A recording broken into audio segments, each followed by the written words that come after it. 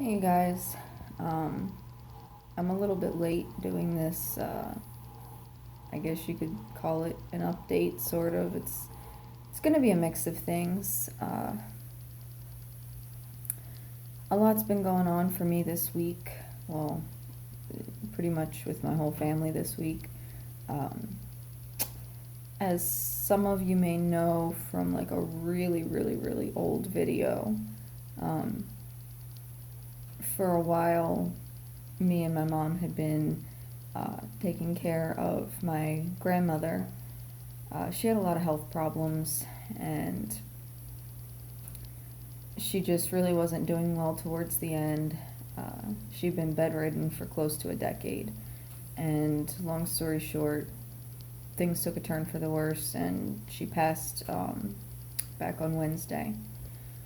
So we're kind of like in the throes of, you know, trying to do all the funeral type arrangements, and just all that kind of stuff.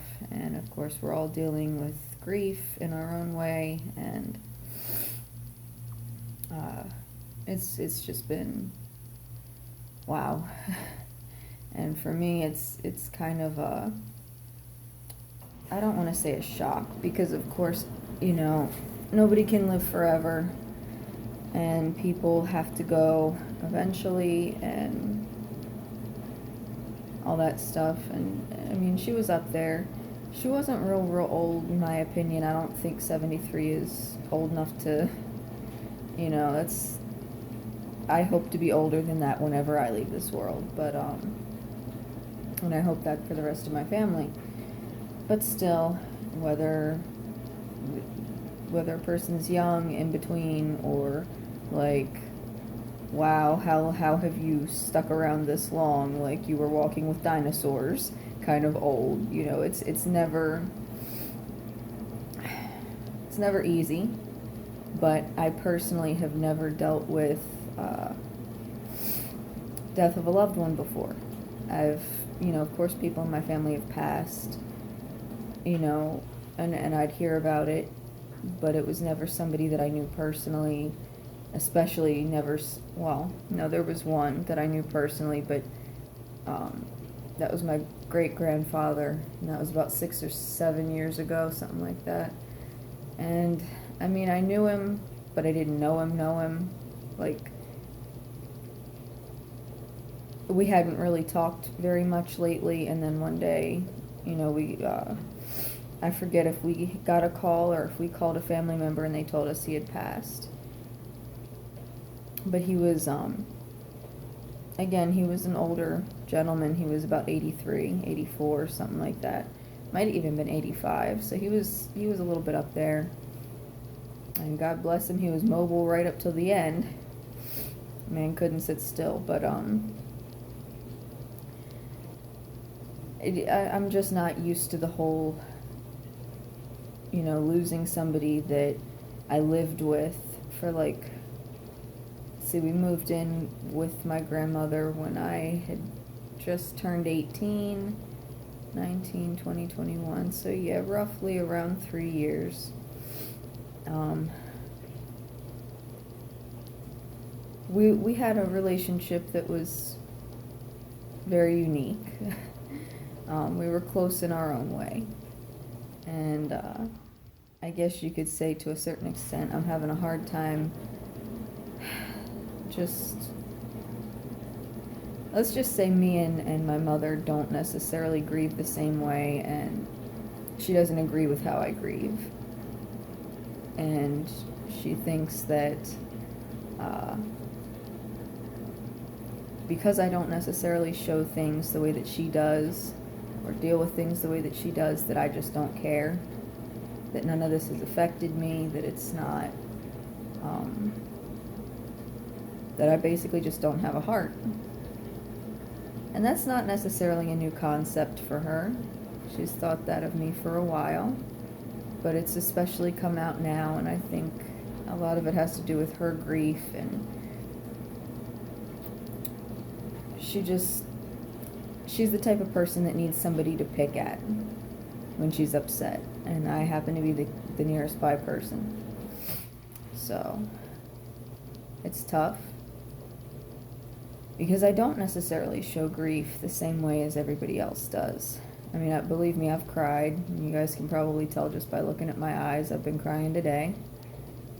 And it's tough. It's not...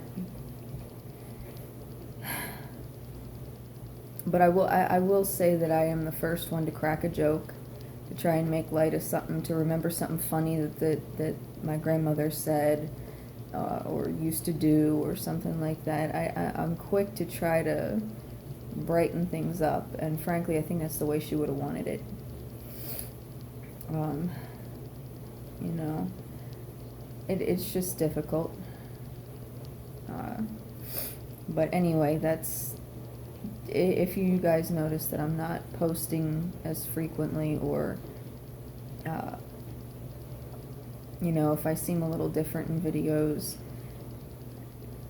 just know that that's the circumstance right now, and we're dealing with tying up a lot of loose ends, and things that I haven't even mentioned on this channel. And it's all very stressful. So I will try to post updates and stuff like that as much as possible, but just bear with me. And I don't even think I'll necessarily... Well, I mean, I can give you guys a brief update. As of right now, I'm about almost 34 weeks. I'll be 34 weeks on Tuesday. Today's Saturday. And so I have 2 more bi-weekly doctor's appointments before I start going every week. So once I hit the 36-week mark, it'll be every single week. And my weight has stayed pretty consistent. I did weigh myself the other day, and I think I was still at like 113 point something. And I'm getting a lot of heartburn. I mean, a lot of heartburn. It's miserable. I actually got my first headache in a long time. Like, I had headaches constantly in the beginning of my pregnancy, and even towards the middle, but it tapered off, and then I got a pretty noticeable one the other day. I don't know, do you all get the kind of headaches, like, it's not just your head, it's also, like, all in your face? Like, I don't know if you'd call it a sinus headache, because it doesn't, there goes that reflux again. It doesn't feel like a sinus headache. Like, it doesn't feel like it's in the sinus tissues. It feels like it's in my cheekbones, like in my temples, in my cheekbones, like around the bones that are around my eyes. Like, it feels like the bones in my face hurt. So that was the kind of headache that was. I don't even know what you call that. But it was annoying, and I haven't been feeling good. Like, I know y'all are probably thinking, no shit, Sherlock, you had a rough week, but even before then, the last couple of weeks, I've just been feeling, ugh. Like, it sort of felt like the first trimester all over again, because I've been feeling nauseous again. The reflux has not helped that. I've been really tired, like exhausted, stay in bed all day, just so tired. It's all I can do to try and drag my ass down them stairs, come down here, and, try to clean up, keep things somewhat organized or whatever. I don't know. I've just not been feeling very good. I've been noticing back pains and, what feels like practice contractions and everything. And you guys have heard me talk about Braxton Hicks before, but to me, Braxton Hicks are nothing. Like, they're child's play compared to what a practice contraction feels like for me. And it does feel like the whole wrapping around from your back all the way around to the front. And like that, like the baby's bearing down, like pressing down kind of thing. A lot of people would take that as alarming, like, oh my gosh, you need to call your doctor, you need to go to the hospital, you need to do something. No. Mm-mm. Like, just like the first time around, I'll know when it's time. I didn't know how I'd know the first time because I had never been through it before, but I just trusted my body that when the time was right, I'd know. And now, knowing what it feels like, I feel the same exact way. Like, when it's the real thing, when it's the real deal, I'll know.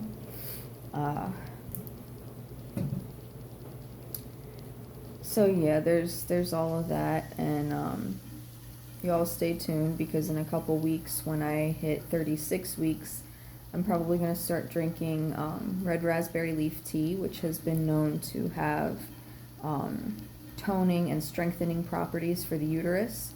You guys should Google it and just see, some of the benefits of it. There was a wonderful mama here on YouTube. Her channel is called Mama Natural, and she was actually the one who inspired me to try that because she said she had tried it with her second child, and her labor was so much faster. Her delivery, like her birth, was so quick. And, not to say easy, because I don't think any labor or delivery is technically easy. It all involves some level of pain and discomfort to some degree, but she said it was so much better than her first birth. And she said she really did think that, drinking that tea really did help. So again, it's called red raspberry leaf tea. There's a distinct difference between raspberry leaf tea and raspberry tea.